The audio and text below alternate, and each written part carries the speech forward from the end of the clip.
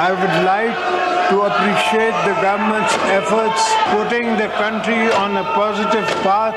Economic growth, our foreign exchange reserves have witnessed a surge. We must unite to ensure that the challenges don't gather more momentum, because already thousands of our security forces have sacrificed their lives in the fight against terrorism, and we cannot allow resurgence again. दरियाई सिंध से नहरें निकालना ठीक नहीं, सदर ममलकत आसिफ जरदारी ने मामला पार्लिमानी forum पर उठा दिया। पार्लिमानी साल के आगाज पर मुश्तरका इजलास में कहा, विफाक की एकतरफा पॉलिसियाँ शदीद दबाव का बायस बन रही हैं। दरियाई सिंध से नहरें निकालने पर विफाकी इकाइयों को शदीद तहफ़्फ़ुज़ात हैं। बतौर सदर इस फैसले की हिमायत नहीं कर सकता, इस फैसले को तर्क किया जाए। सदर आसिफ जरदारी ने एक साल में हुकूमती कारकर्दगी को सराहा। कहा, बराह रास्त गैर मुल्की सरमायाकारी में खातिर खा इजाफा हुआ। आगे बढ़ने के लिए टैक्स निज़ाम को बेहतर बनाना नागुज़ीर है। पाकिस्तान को खुशहाली की राह पर गामजन करने के लिए मज़ीद मेहनत करना होगी। जमहूरियत में कुछ लेने और देने की ज़रूरत होती है। ज़ाती और सियासी मफाद एक तरफ रख कर कौमी मफाद मुक़द्दम रखें। अरकान पार्लियामेंट इत्तेहाद और इत्तिफाक का सोचें। सदर ममलकत ने मजीद कहा, दहशत गर्दी को दोबारा सर उठाने की इजाज़त नहीं दे सकते। कौम और बहादुर मुसल्लह अफवाज के ताउन से दहशत गर्दी की लानत को ख़त्म करने के लिए पुरज़्म है। पूरी कौम को अपनी सिक्योरिटी फोर्सेस पर फ़ख्र है। बतौर सिविलियन सदर 8वीं बार खिताब करना मेरे लिए एजाज़ है। सदर ममलकत की तकरीर के दौरान अपोजिशन अरकान का शोर शराबा, प्ले कार्ड उठाकर एहतजाज किया।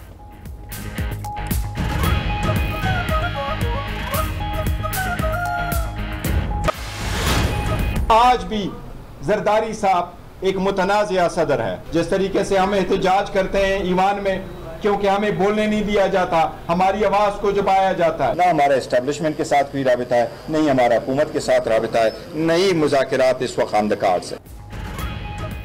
आसिफ जरदारी को आईनी सदर नहीं समझते, इसलिए उनकी तकरीर के दौरान एहतजाज किया।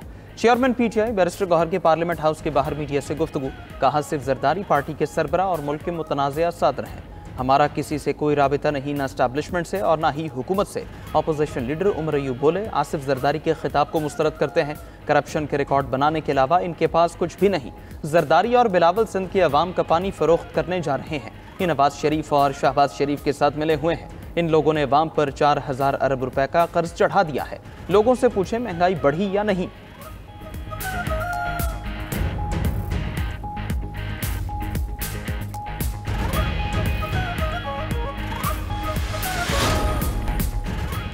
अपोजिशन जमातों की हुकूमत मुखालिफ मुहिम के लिए मेल मुलाकातें जारी। इस्लामाबाद के पार्लियामेंट लॉजेस में PTI और JUI रहनुमाओं की बैठक। PTI के वक्त में साबिक स्पीकर कौमी असम्बली असद कैसर और सलमान अकरम राजा शामिल। JUI की तरफ से मौलाना अब्दुल गफूर हैदरी और कामरान मुर्तज़ा शामिल हुए। ज़राए के मुताबिक सलमान अकरम राजा ने JUI को बानी PTI के पैगाम से आगाह किया। मुलाकात में अपोजिशन की ग्रैंड अलायंस से मुतालिक भी बातचीत हुई।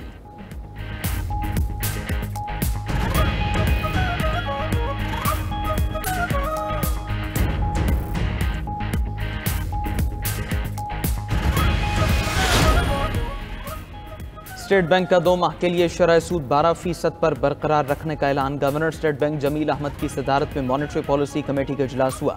स्टेट बैंक इससे पहले 6 बार तवातर से शरह सूद कम करता रहा है। स्टेट बैंक के एलामिये के मुताबिक मुल्क में मुआशी सरगर्मियाँ मुसलसल बढ़ रही हैं। दरामदात में इजाफा हो रहा है। जून तक ज़र मुबादला ज़खायर 13 अरब डॉलर से ज़्यादा हो जाएंगे। ग़िज़ा और तवानाई की कीमतों को बढ़ना महंगाई में इजाफे का बायस बन सकता है। मुआशी इस्तेहकाम के लिए मुस्तकिल बुनियाद पर मौजूदा हकीकी शरह सूद काफ़ी हद तक मुस्बत है। रवा माली साल में GDP नमो 2.5 था, 3.5% की पेशगोई बरकरार।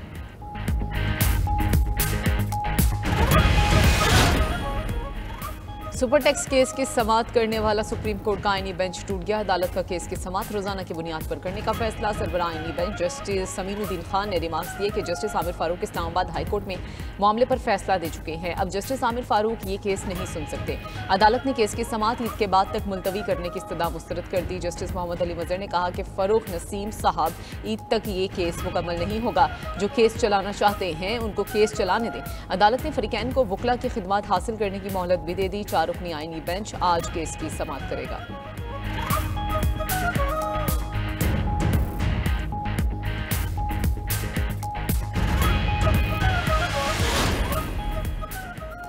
गवर्नर पंजाब सरदार सलीम हैदर खान से वज़ीर ख़ज़ाना सेनेटर मोहम्मद औरंगज़ेब की मुलाकात। इक़्तिसादी तरक्की, चैलेंजेस और ज़राअत के शोबे के फ़रोग़ पर तबादला ख्याल। इस मौके पर गवर्नर पंजाब ने कहा, पीपल्स पार्टी और मुस्लिम लीग नून मुल्क की तरक्की की खातिर एक पेज पर हैं। साबिक़ हुकूमत की नाक़िस पॉलिसियों से मुल्क का बहुत नुकसान हुआ।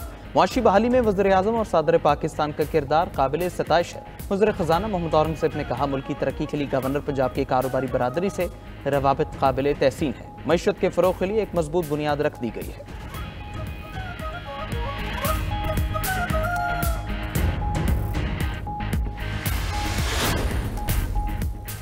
ईरान, चीन और रूस का खलीज ओमान में मुश्तरका मशक़ों का आगाज़। सिक्योरिटी बेल्ट 2025 मशक़ें ईरानी बंदरगाह चाबहार के करीब हो रही हैं। रवां साल ये ईरान, चीन और रूस की 5वीं मुश्तरका बहरी मशक़ें हैं।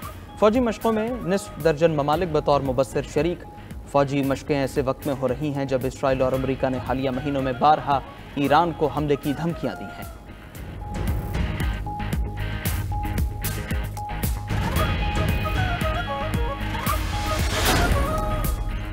रूस और यूरोप के दरमियान सिफारती जंग जारी। रूस ने 2 बरतानवी सिफारतकारों को 2 हफ्ते में मुल्क छोड़ने का हुक्म दे दिया। दोनों सिफारतकारों पर जासूसी और तखरीबकारी का इल्ज़ाम लगाया गया है। बरतानवी दफ्तर खारजा ने रूसी इल्ज़ामात को बेबुनियाद करार दे दिया। गुज़श्ता माह बरतानिया एक रूसी सिफारतकार को मुल्क से निकाल चुका है।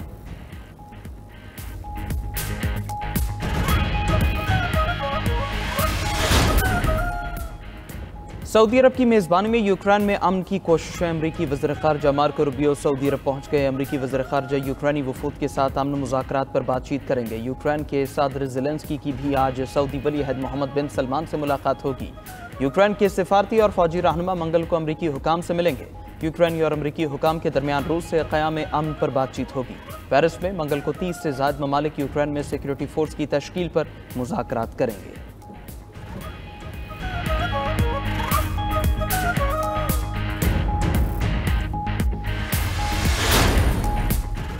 अमरीकी सदर ट्रंप का चीनी हममनसब शी जिनपिंग से मुलाकात का इंदिया। फ्लोरिडा में सहाफ़ियों से गुफ्तगू करते हुए कहा कि उनके सदर शी जिनपिंग के साथ बहुत अच्छे ताल्लुकात हैं। बहुत से लोग चीनी ऐप टिकटॉक को खरीदना चाहते हैं।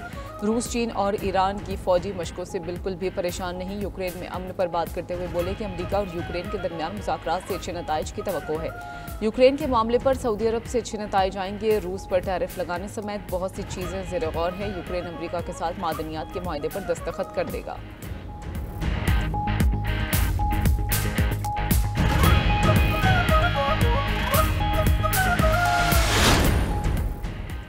कनाडा की ट्रंप से मुकाबले के लिए नया वज़ीर आज़म लाने की तैयारियां। मार्कार ने हुक्मरान जमात के नए रहनुमा मुंतखब। मार्कार ने जल्द ही वज़ीर आज़म जस्टिन ट्रूडो की जगह लेंगे। साबिक बैंकर मार्कार ने ट्रंप के सख्त नाक़िद हैं। उनका कहना है, अमरीका हमारी मईशत को कमज़ोर करने की कोशिश कर रहा है।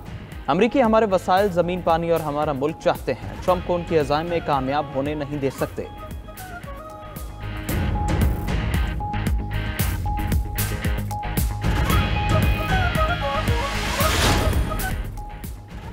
इसराइली वज़ीर आज़म को करप्शन के मुकदमात का सामना। नेतन्याहू की करप्शन के 3 मुकदमात में अदालत में पेशी। इसराइली वज़ीर आज़म पर धोखाधड़ी समेत दीगर इल्ज़ामात भी आयद किए गए। नेतन्याहू पहले इसराइली वज़ीर आज़म हैं जो अदालत में बतौर मुल्ज़िम पेश हुए।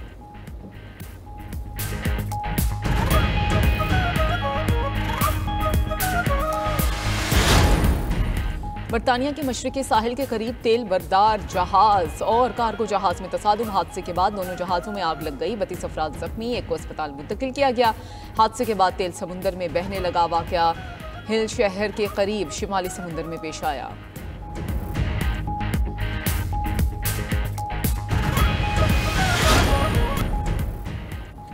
अर्जेंटाइन में बारिशें आफत में तब्दील। हुकूमत ने 3 रोज़ा सौक का ऐलान कर दिया। अर्जेंटाइन के जनूब में 300 मिलीमीटर की बारिशों ने तबाही मचा दी। शदीद बारिशों के बाद सैलाबी सूरत हाल। हादसात में 16 अफराद जान गंवा बैठे। रेस्क्यू टीम्स ने मुतासरा इलाकों से 963 अफराद को निकाल लिया। उधर मशरकी ऑस्ट्रेलिया में समुद्री तूफान अल्फ्रेड की तबाहकारियां भी जारी हैं।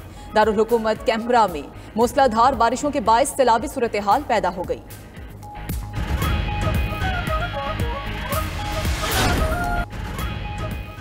सोशल मीडिया का मुस्बत इस्तेमाल, वक्त का ज़िया, ना गुनाहों का वबाल। 92 न्यूज़ की रहमतें रमज़ान में एक बार फिर अछूते मौजू पर गुफ्तगू। नवे रोज़े की नशरियात का मौजू सोशल मीडिया का मुस्बत इस्तेमाल था। मेज़बानों और मौजूद मेहमानों ने न सिर्फ सोशल मीडिया इस्तेमाल के मुफीद पहलुओं पर रोशनी डाली, बल्कि इसके नौजवानों और बच्चों पर मनफी असरात से भी आगाह किया।